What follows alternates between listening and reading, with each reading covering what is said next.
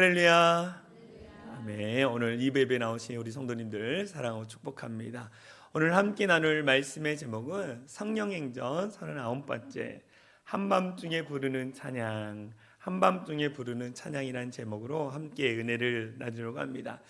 여러분 혹시 2025년 노래방에서 가장 인기 있는 1위가 무엇인지 아십니까?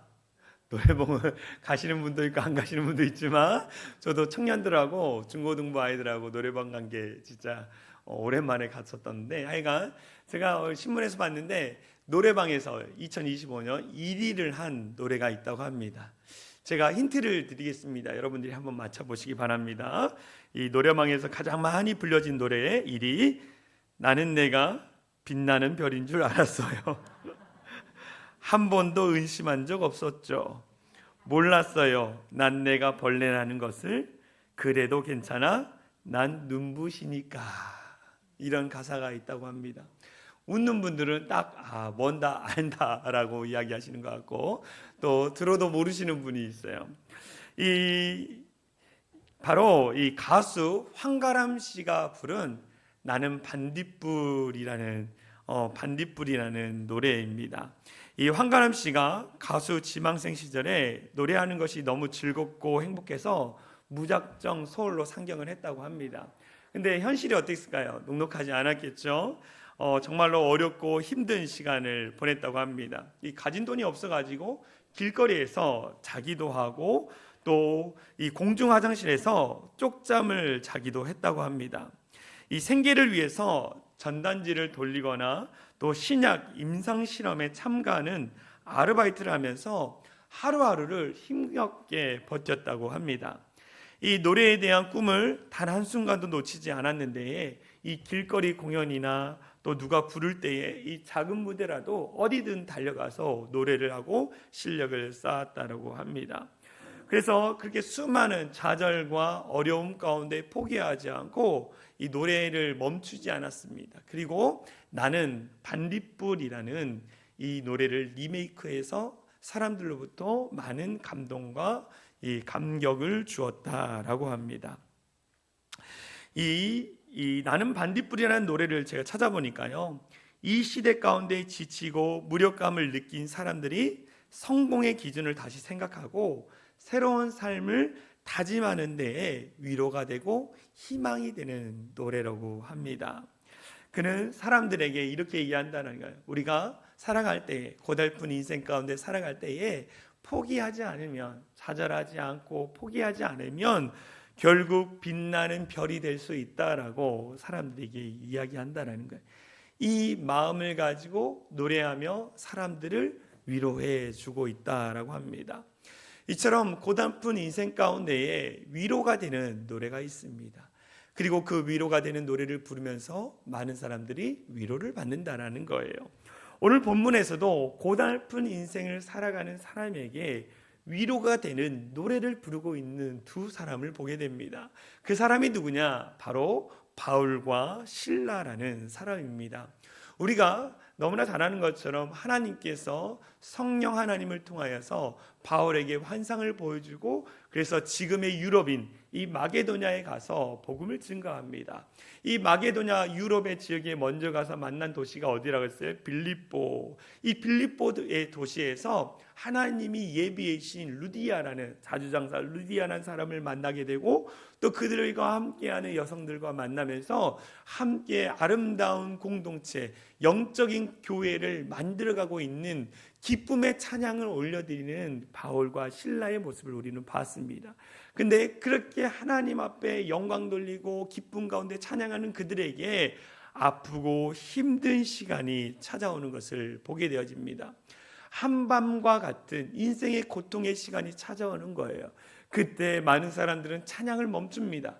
인생의 아픔이 오고 고난이 오고 그 깊은 강과 같은 어둠이 닥칠 때에 사람들은 찬양을 멈추는 거예요. 근데 오늘 본문을 보니까 바울과 실라는 그런 한밤중에라도 인생의 고달픈 어두운 시간이 닥칠지라도 찬양을 멈추지 않는 바울과 실라의 모습을 보게 되어집니다.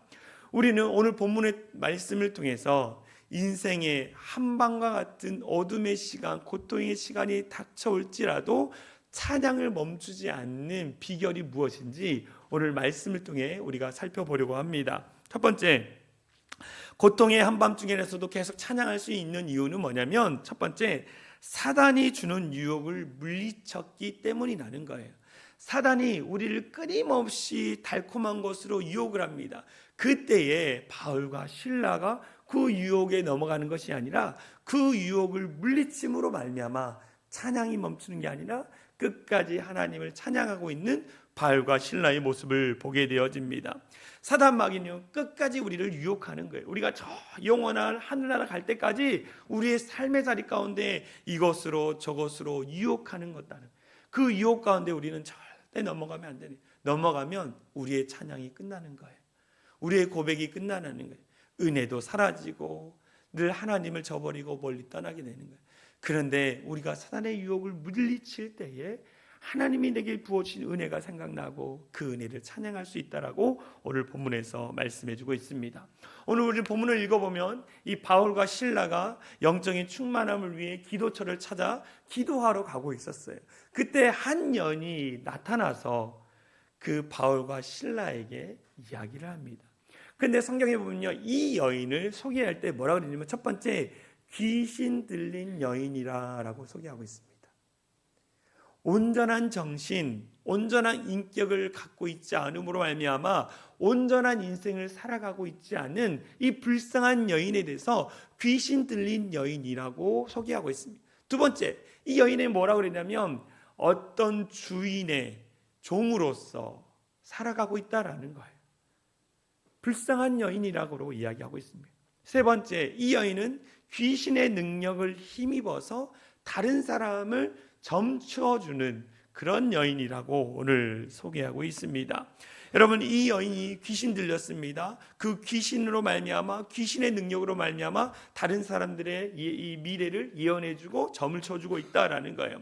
여러분, 우리 주변에도 얼마나 많은 점쟁이들이 있습니까? 그 점쟁이들이 귀신의 힘을 빌려가지고 사람들의 미래와 과거를 알아맞히고, 그래서 그들에게 뭡니까? 자기에게 돈을 바치게 만드는 거예요. 그런데 많은 사람들이, 많은 그리스도인들이 이 일을 굉장히 신기하게 여기는 거예요. 신기하게. 여러분, 영적 세계를 알고 있는 우리 그리스도인은요, 이 점쟁이들이 과거와 미래를 맞추는 것에서 별로 그렇게 신비로운 일도 아니고 신기한 일도 아니다라는 것을 우리는 알고 있어요. 왜 그렇습니까? 귀신이 영적인 존재예요. 이 영적인 존재가 이 영적인 세계에서 일어난 일들을 귀신이 알고 있기 때문에 사람들에게 점을 쳐주고 그 사람의 미래를 알게 해주는 거예요. 우리에게도 마찬가지, 하나님이 하나님의 영을 부어주셔서 예언하는 은사를 주셨어요. 앞으로 일어날 일들에 대해서 알게 하셨다라는 거죠. 우리도 영적인 존재이기 때문에.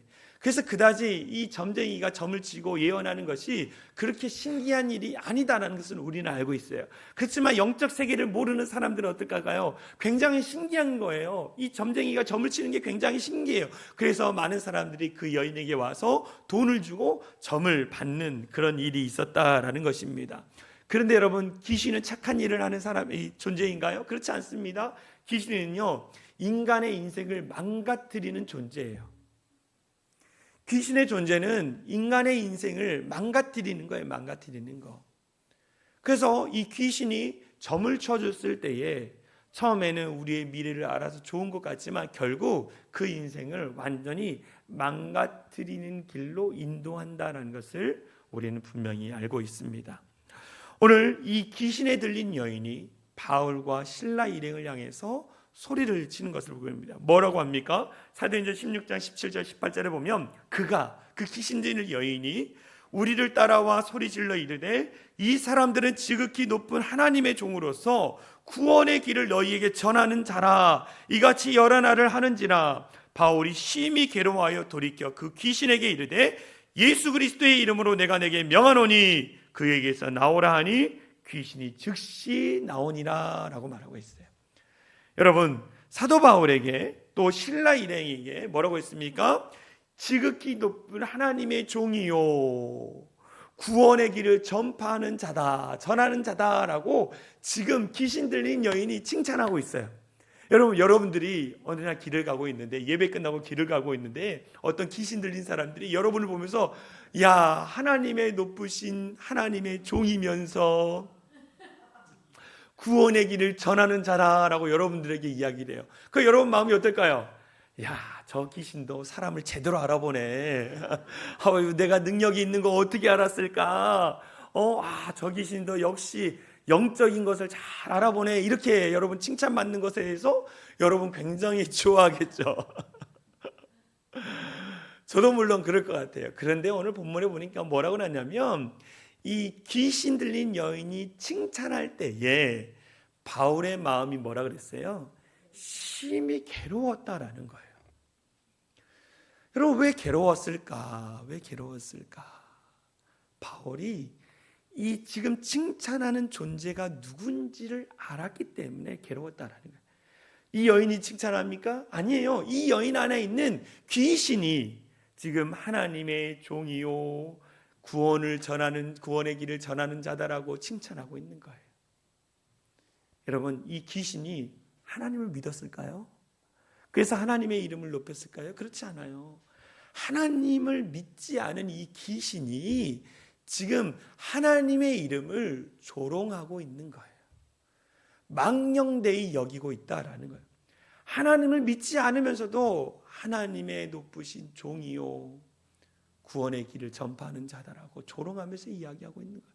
그것을 알았던 이 바울이 심히 괴로웠다라고 이야기합니다. 여러분, 우리가 아는 십계명 중에 어떤 말씀이 있습니까? 하나님이 말씀하시기를 하나님의 이름을 망령되이 여기지 말라라고 있어요. 하나님의 이름을 함부로 부르지 말라라는 거예요. 함부로 부르지 말라는 거예요.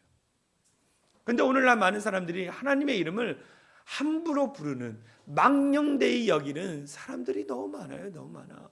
오늘 귀신조차도 어떻게 합니까? 하나님을 믿지 않으면서 하나님의 이름을 망령되이 여기면서 함부로 부르고 있는 것을 보게 되어집니다. 우리가 이 문장만 보면 굉장히 귀신이 이 바울을 알아보고 영적인 존재를 알아보고 하나님을 아는가 보다라고 이야기할 수 있는데, 이 말은요, 조롱하는 거예요. 하나님을 조롱하는 거예요. 그런데 우리는 어떻게 합니까? 우리 같았으면 이 칭찬을 받으면 그 칭찬에 혹 넘어가가지고 마음이 교만해진다라는 거예요.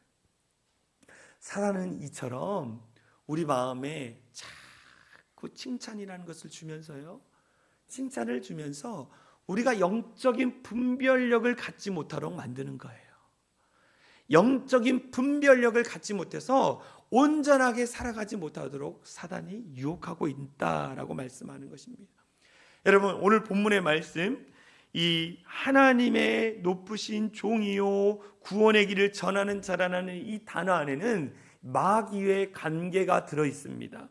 보시면 앞에 하나님의 거룩하신 높으신 종이요라고 하는 것은 괜찮아요. 그런데 그 뒤에 뭐냐면 구원의 길을 전하는 자라는 단어를 원문에서 찾아보면 이런 의미가 있어요. 구원의 길이 여기에도 있고 여기에도 있고 여기에도 있는데 그 수많은 구원의 길 중에 하나인 그 구원의 길을 전하는 자다라고 말하고 있는 거예요. 다시 설명드립니다. 구원의 길이 여기 종교에도, 이슬람에도 있고 힌두교에도 있고 불교에도 있고 기독교에도 있다.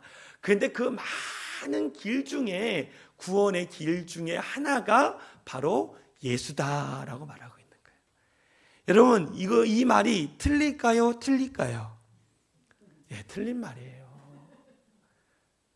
헷갈릴 수 있어서 제가 정확하게 알려드린 거예요. 틀린 말이에요. 틀린 말. 마귀는 우리가 영적인 분별력, 칭찬으로 말미암아 영적인 분별력이 흔들려서 바른 것을 선택하지 못하도록 만드는 거예요. 구원의 길이 이슬람에도 있고 불교에도 있고 천주교에도 있고 다양한 종교에 다 있다. 근데 그 중에 하나가 기독교다, 예수다라고 말하는 것은 틀린 거예요. 이게 누가 주장하느냐? 종교 다원주의자들이 주장하는 것입니다. 구원의 길은 여러 개가 있는데 그 중에 하나가 바로 예수야. 그런데 다른 종교에도 구원은 있어. 그래서 산에 올라갈 때 길은 다 다르지만 산꼭대기 목적지는 같기 때문에 다른 종교도 인정해야 돼라고 말하는 거예요. 지금 이 사진에 나와 있는 게 뭐냐? 종교 다원주의자들이 주장하는 그림입니다. 사진이에요. 이슬람, 기독교, 힌두교에도 구원의 길이 있다. 다 구원의 끝은 하나님께로 간다. 그래서 여기도 길이 있고 저기도 길이 있고 산 꼭대기만 올라가면 되는 거 아니냐라고 주장해요. 여러분, 그렇지 않아요. 그렇지 않아요. 그렇지 않습니다. 사단은 그런데 우리의 사상, 우리의 생각을 저 사진처럼 심어주는 거예요.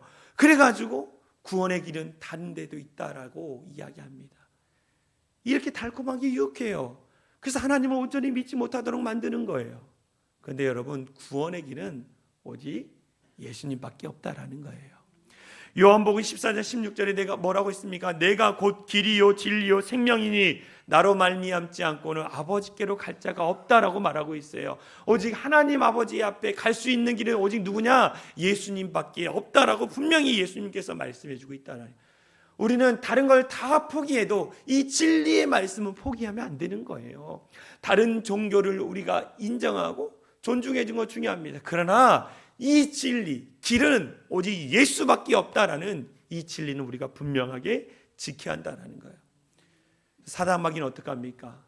끊임없이 이 진리를 헷갈리게 만드는 거예요. 헷갈리게 만드는 거. 사단은 하나님이 인간을 창조할 최초부터 이렇게 유혹했어요. 하와에게 가서 어떻게 했습니까? 미혹하죠. 뭐라고 미혹해요?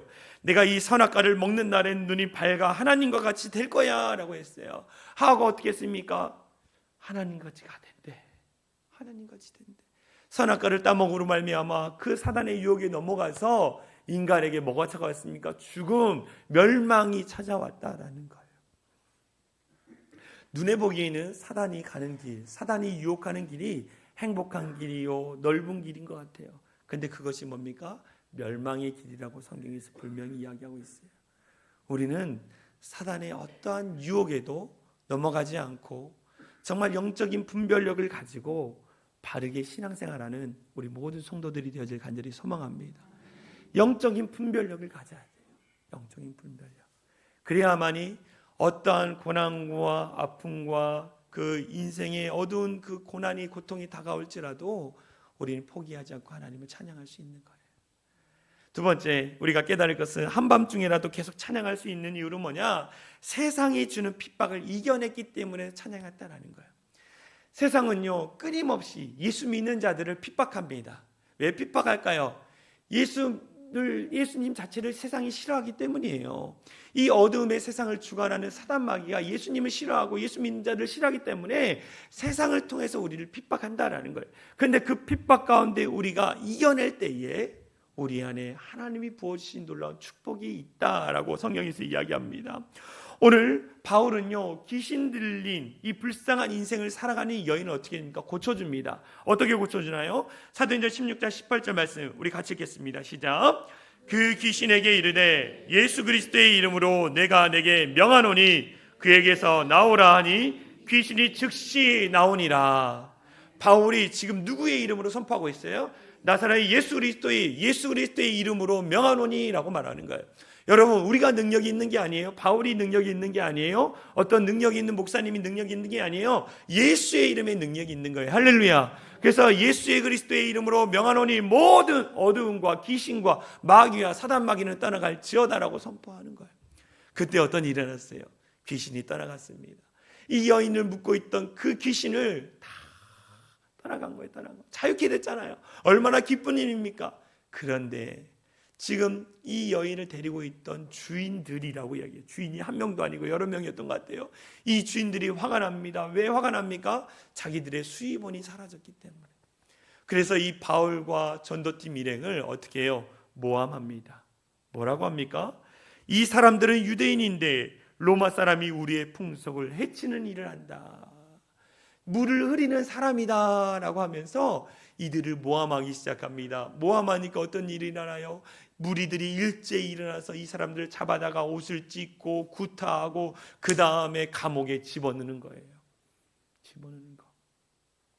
오늘 본문이 이 말씀을 해주는 이유는 뭐냐? 세상이 예수 믿는 그리스도인들을 향해서 이렇게 모함하고 거짓말하고 그래서 핍박하고 힘들게 한다. 이것이 세상이다라는 것을 깨닫게 해주는 거예요. 여러분, 우리는요 예수 믿고 누구에게 해를 끼치가 어렵게 한 적이 없어요. 근데 세상 사람들이 요즘 어떡합니까? 기독교인이라면 으이그 막 이래요. 우리가 뭐 잘못한 거 있어요? 우리는 뭐 열심히 선교하고 어려운 자들 도와주고 이런 애인데도 그냥 기독교인이라면 사람들이 싫어해요. 교회 다닌다면 야, 교회 예수쟁이들은 다 똑같더라 그러면서 이상하게 해요. 세상은요, 왜 세상이 그렇게 우리를 자꾸 핍박하고 어렵게 하느냐? 이 세상을 주관하는 자가 누구이기 때문에? 사단 마귀 때문에. 마귀이기 때문에. 그래서 우리를 핍박하는 거예요. 핍박하는 거. 여러분, 바울과 실라 입장에서 얼마나 억울했겠습니까? 얼마나 화가 났겠습니까? 그들이 단지하는 것은 귀신에 묶여있는 인생을 자유케 해줬는데 그것으로 말미암아 구타당하고 감옥에 갔어요. 억울합니다. 힘듭니다. 그런데 예수 믿는 오늘날 그리스도인들이 세상으로부터 이런 핍박과 환난을 당할 수 있다라는 것을 우리가 깨달아야 돼요. 더불어 우리가 속해 있는 공동체 안에, 교회 안에 이런 일이 일어날 수 있다라는 것을 우리가 인정해야 돼요. 여러분, 얼마나 많은 공동체와 단체에서 한 사람을 모함해서 그 사람을 완전히 생매장시켜버리는 일들이 얼마나 많이 일어나고 있습니까? 요즘은 이 SNS가 발달하여 더욱 이렇게 하는 것이 쉽다라고 하고 있어요.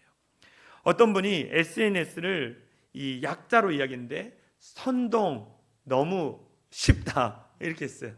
SNS를 선동 너무 쉽다. 그래서 그냥 어떤 사실에 대해서 알아보지도 않고 거짓말로 그 사람에 대해서 막 이야기하는 거예요. 얼마나 교회에서도 그런 일이 많이 일어나고 있습니까? 얼마나 사회에서 그런 일이 많이 일어나고 있습니까? 그 사실에 대해서 알아보지도 않고 그 사람에 대해서 그냥 거짓말로 이렇게 막 요즘 유튜브들은 돈 버는 비결이 뭔지 아십니까? 유명 연예인의 그냥 그 유명 연예인이 어떤 일을 하지도 않았는데 그냥 거짓말로 영상 만들어 올리잖아요. 그럼 조회수가 막 올리니까 돈이 되는 거예요. 알아봤더니요, 그 돈을 수익이 재판 비용을 내고 나도 이 보상을 해주고도 돈이 남는데요. 그래서 그런 일을 한다는 거예요. 얼마나 무서운 세상이에요, 여러분. 여러분, 근데 우리가 깨달을 것은 뭐냐? 이런 잘못된 모함과 선동은 다른 사람의 인생을 망치는 것뿐만 아니라 그 선동에 가담했던 사람들조차 당할 수 있다는 사실을 우리가 알아야 돼요. 여러분, 다른 사람의 인생을 망치는 사람은요, 그의 인생도 망가지는 거예요.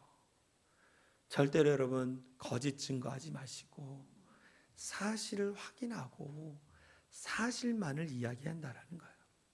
이 바울과 실라가 이 거짓 모함으로 말미암아 핍박과 어려움을 당했습니다. 화가 납니다. 어려움이 없습니다. 근데 더불어 이들 가운데 닥친 고난이 너무 괴로운 거예요. 오늘 본문에 보니까 착고에 매여 있다라고 했어요. 제가 문어를 찾아보니까 이 착고라는 건 뭐냐면 그림이 나와 있는데 나무로 만든 그 안에 철조망 같은 칼날이 들어있어요. 그래서 이 칼날이 조금만 움직이면 이것을 발목을 짓누르는 거예요. 짓누르는 거. 이 바울과 실라가 귀신 들린 여인을 고쳐줬는데 구타 당할 수 있습니다. 모함 당할 수 있습니다. 그런데 깊은 감옥에서 착고에 매여 오도가도 못하고 있다라는 거예요. 여러분, 누군가가 여러분들에 대해서 모함을 했어요. 막 화가 나죠. 분노하죠. 그런데 모함한 것뿐만 아니라 사람들이 선동해가지고 나를 생매장시키고 그냥 감옥에까지 나를 보냈다라고 생각해 보십시오. 얼마나 억울했겠습니까? 저 같았으면 화가 나가지고 분노해서 잠도 안 하고 막 소리 질렀을 거예요. 그런데 오늘 바울과 실라가 뭐 했다냐면 기도와 찬송을 드렸대요. 제가 이 말씀이 있는데요, 와, 나 같았으면 내가 찬양할 수 있을까? 내가 기도할 수 있을까?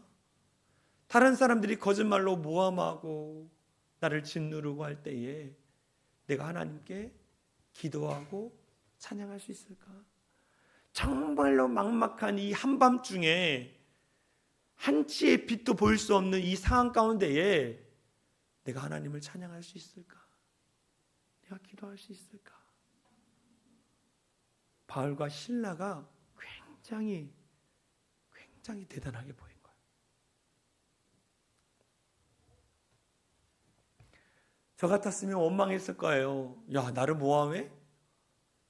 나를 모함해? 거짓말로? 가만 안 두겠다라고 해서 난 찾아갔을 것 같아요. 근데 그들은 어떻게 했다고요? 기도와 찬송을 드렸다. 여러분, 기도가 무엇입니까? 하나님, 나를 이 어려움 가운데 빠뜨리긴 저 원수 같은 사람들을 멸하여 주시옵소서. 하늘의 불이 임하여서 그 사람을 죽여주세요. 이게 기도가 아니에요, 여러분. 참된 기도는 뭡니까? 내게 주어진 그 어둠의 상황, 그 아픔의 상황에 내가 시선을 빼앗겼는데, 기도라는 건 뭐냐? 그 시선에서 누구에게 시선을 돌린 거예요? 하나님께 시선을 돌리는 거예요. 내가 그 생각과 분노하는 상황, 그 생각들로 가득 차 있는 내 마음을 하나님께 돌리는 거예요. 그게 기도라는 거예요. 하나님께 돌렸더니 내 지금 주어진 감옥이나 상황은 보이지 않고 그동안 나를 사용해 주신 하나님의 은혜, 죽을 수밖에 없는 나를 구원해 주시고 복음을 전해주는 자로 쓰임받게 하시는 그 하나님의 은혜가 감사여서 그들이 어떻게 했다고요? 하나님께 찬양을 올려드렸다는 거예요. 와, 저는 정말 대단한 것 같아요. 세상으로부터 오는 수많은 핍박을 이기며 하나님께 시선을 고정하는 기도를 드리며 찬양하는 이 바울과 실라의 모습이 저와 여러분의 모습이 되어질 간절히 소망합니다. 근데 여기서 끝나는 게 아니라 더 놀라운 일이 나요. 이 바울과 실라가 그들이 구타당하고 입술이 부르뜨고 목소리도 잘 나왔겠습니까? 나오지 않은 그 찬양을 그들이 올려드렸더니 어떻게 했다? 죄수들이 듣더라라고 해요. 죄수들이 듣더라. 이 듣더라는 단어를 찾아보니까 헬라어에 두 가지가 있는데, 첫 번째는 뭐냐면 소리가 지나가듯 들리다. 버스가 지나갈 때 버스 소리네라고 하는 그 들린다는 것과, 두 번째는 뭐냐? 마음을 집중하여, 정신을 집중하여 들었다라고 했어요. 오늘 본문에 나오는 이 헬라어 단어 듣는다라는 건 뭐냐? 죄수들이 바울과 실라가 고통 가운데 한밤중에 찬양을 부르던 그 찬양을 마음과 생각을 집중하여 들었다라는 거예요. 야, 제가 이 말씀을 묵상하는데 이 죄수들이 어떻게 됐을까? 다 예수 믿었을 것 같아요. 빌립보 교회 성도들이 됐을 거예요. 그들이, 아니 저들이 이 아픔과 고통 가운데에 어떻게 찬양할 수 있지? 저렇게 두들겨 맞았는데 억울한데 왜 찬양하고 있지? 궁금해서 그 찬양을 듣다 보니까 그 찬양의 가사를 통해 은혜를 받고 하나님의 은혜를 경험하지 않았을까, 그런 생각이 듭니다. 여러분, 세상은요 우리를 보고 있어요. 우리가 기쁠 때, 즐거울 때는, 찬양할 때 사람들은 아, 기쁘구나, 즐겁구나 하는 거예요. 그런데 우리가 이 인생의 한밤중에 고통과 고난이 왔을 때에 세상 사람들은 보러보죠. 야, 저 사람 저 때는 찬양 못할 거야, 저 때는 믿음 고백하지 못할 거야. 그러는데 그들이 어떻게 합니까? 아무리 힘들어도 하나님을 찬양해요. 아무리 깊은 어둠이어도 하나님을 찬양해요. 그때에 믿지 않는 자들이 어떻게 할까요? 야, 예수 믿는 사람은 다르구나. 우리의 메시지를 보게 되는 거예요. 이런 은혜가 저와 여러분 가운데 있기를 간절히 소망합니다. 우리의 찬양이 기쁘고 즐거울 때만 찬양하는 게 아니라 인생의 고통과 아픔, 깊은 밤중에서라도 하나님을 찬양하는 우리 성도들이 되었으면 좋겠습니다. 할렐루야. 이 어떤 신학자가 이 본문을 연구하면서 아니 바울과 실라가 어떤 찬양을 불렀을까 이렇게 생각을 했대요. 그러니까 그분이 이렇게 시편 23편을 찬양했을 것이다. 여호와는 나의 목자시니 내게 부족함이 없으리로다. 내가 사망의 음침한 골짜기로 다닐지라도 해를 두려워하지 않을 것은 주께서 나와 함께 하심이라. 주와 주의 지팡이와 막대기가 나를 안위하시나이다. 이렇게 찬양했을 것 같다라고 어느 신학자가 이야기한 걸 봤어요. 그래서 제가 말씀을 묵상하면서요, 그러면 바울과 실라가 오늘날 이 시대 가운데에 어떤 찬양을 할까? 인생의 고통의 한밤중에 어떤 찬양을 할까? 내가 한번 생각해 보니까 실로암이라는 찬양이 생각났어요. 이 실로암이라는 이 찬양의 이 실로암이라는 단어의 의미는 뭐냐면 보냄을 받았다라는 의미가 있어요. 우리가 너무나 잘 부르는 이 실로암이라는 찬양은요 1981년에 지어졌어요. 신상금 목사님이라는 분이 19살 때에 담임 목사님이 성탄절날 요한복음 9장의 말씀을 가지고 맹인의 눈을 뜨게 하신 그 예수님의 그 관한 말씀을 듣고 나서 너무 은혜를 받아가지고 이 실로암이라는 찬양을 작사 작곡을 했다고 합니다. 그런데 이분이 이 찬양을 작사 작곡하고 나서 내가 하나님의 족으로 쓰임 받아야겠다. 그래서 서원을 했는데 신학교를 갔어요. 신학교를 갔는데 여러 가지 어려움 때문에 신학교를 그만두고 세상에 빠져서 방황하다가 폐암 말기가 된 거예요. 폐암 말기가 돼가지고 어려운 가운데 주님 살려만 주시면 내가 주의 일을 감당하겠습니다 라고 했어요. 간절히 눈물로 기도해가지고요, 하나님이 고쳐주셨어요. 그래가지고 어떻게 했는지 아십니까? 그분이 신학교에 가가지고 목회자가 돼서 지금까지 포천에 있는 행복한 교회에서 열심히 목회를 하고 계시다라는 거예요. 그 어두운 밤에 자기를 만나주신 주님의 은혜에 감사해서 하나님께 자신의 삶을 드리고 있는 그 목사님의 고백, 그 고백이 저와 여러분들의 고백이 되어지길 간절히 소망합니다. 이 찬양은요, 어둠 속에 갇힌 삶을 사다가 예수님의 은혜로 얻게 된 구원의 감격을 노래하고 있어요. 어둠 속에 갇혀있던 이 귀신 들린 여인이 예수님의 은혜로 말미암아 자유케 됐다는 거예요. 이 어두운 세상 가운데 살아갔던 우리가 예수님을 만남으로 말미암아 그것으로부터 자유케 됐다라는 거예요. 그게 저와 여러분들이에요. 우리가 저 영원한 천국에 갈 때까지 어둠에서 우리를 건져주신 그 주님을 늘 찬양하고 고백하는 우리 성도들이 되어지길 간절히 소망합니다. 우리 어두운 밤에 힘차게 우리 박수치며 찬양하겠습니다.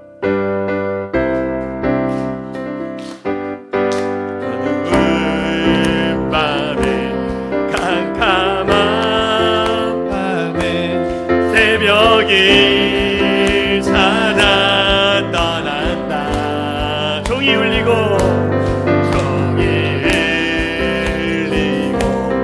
닭이 일어도 내 눈에는 오직 밤이 우리가 처음 만나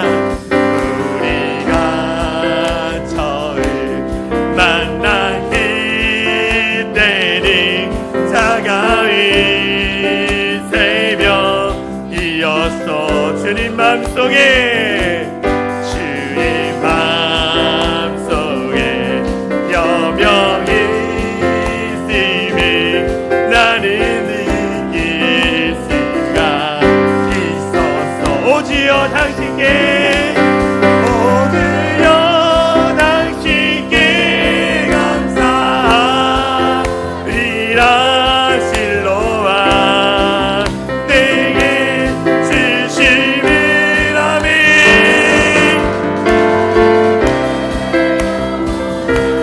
사랑 속에서 떠나지 않게 하소서. 아멘. 여러분, 실로암이 제일 많이 불려진 곳이 어딘지 아십니까? 네, 군대라고 합니다. 육군 훈련소 연무대교에서 가장 많이 불려진다라는 거예요. 그래서 제가 이거를 왜 군부대 훈련소에서 많이 불려질까? 군대에 간 우리 청년들이 자기의 인생의 어둠이라고 군대를 생각하는 것 같아요. 그래서 열심히 박수를 막 치며 찬양을 한다고 합니다. 여러분, 마찬가지 우리 인생의 어둠 가운데도 밝은 빛으로 인도하신 하나님을 우리가 다시 한번 뜨겁게 찬양했으면 좋겠습니다. 어두운 밤에, 캄캄한 밤에 힘차게 박수 찬양합니다. 어두운 밤에, 캄캄한 밤에 새벽을 찾아 떠난다. 종이 울리고